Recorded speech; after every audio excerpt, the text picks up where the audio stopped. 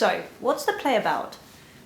The play is about Julian of Norwich and Marjorie Kemp, who were two mystical, medieval, religious ladies. So Julian of Norwich was basically an anchorite, and so she lived in a cell on her own, and she didn't leave the cell, and people would come to her for advice.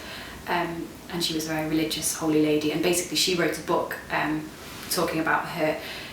When she was on her deathbed, she had a vision of Christ sort of bleeding horrendously, and God spoke to her and told her many things. And so her book is called the Revelations of Divine Love. That's what it's called, the Revelations of Divine Love, and it's about her revelations of God's divine love.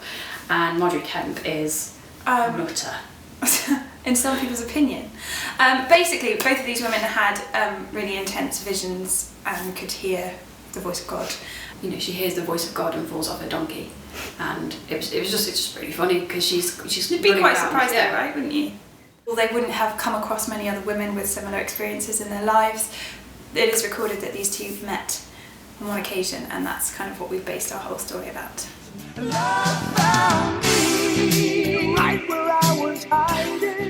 So yeah, we were given this kind of medieval text to read, and I was like, this is really funny. And Marjorie's just kind of constantly weeping and really annoying people because she's weeping so loudly that they can't hear the priest in church, and they're like, Marjorie, please be quiet. But then she's also got a load of supporters as well, and the more you read it, the more beautiful it becomes. And then it was very important to both of us not to kind of mock their beliefs.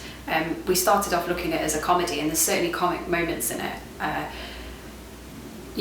think there's certainly quite a few comic moments in it, but it was really important to us to not mock that and actually just to explore what it would be like to have that kind of intense belief.